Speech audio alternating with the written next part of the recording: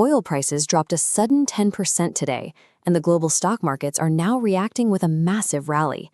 The trigger for this surge is an announcement from Donald Trump. He declared the Strait of Hormuz completely open and ready for business. But while the markets are celebrating, geopolitical analysts see a different picture. They recognize this reopening as an extremely fragile and likely temporary ceasefire. Our global economic stability is currently hanging on a single, unpredictable tweet. This map highlights the Strait of Hormuz, a 21-mile-wide geographical bottleneck that acts as the ultimate jugular vein for global energy transport. This diagram breaks down exactly how much energy passes through this choke point to countries like India.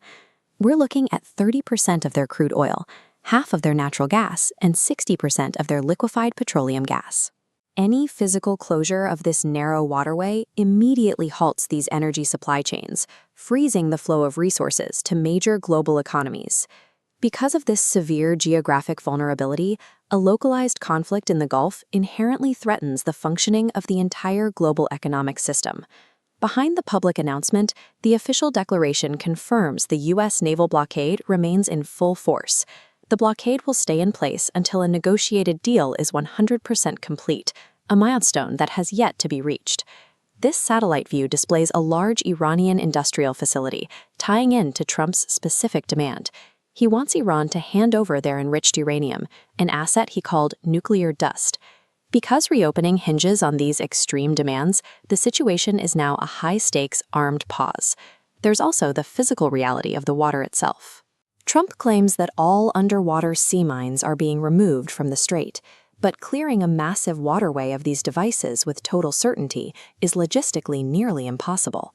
A single overlooked explosive, or a preemptive Israeli strike on Iranian facilities, could instantly trigger the total closure of the strait once again. Adding to the friction is the diplomatic fallout. Trump is actively sidelining NATO allies, recently dismissing the alliance as a paper tiger and telling them to stay away.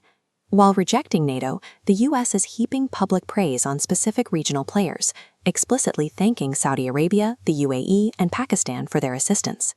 Lingering physical explosives in the water, combined with highly unpredictable diplomatic alliances, make this current ceasefire exceptionally volatile.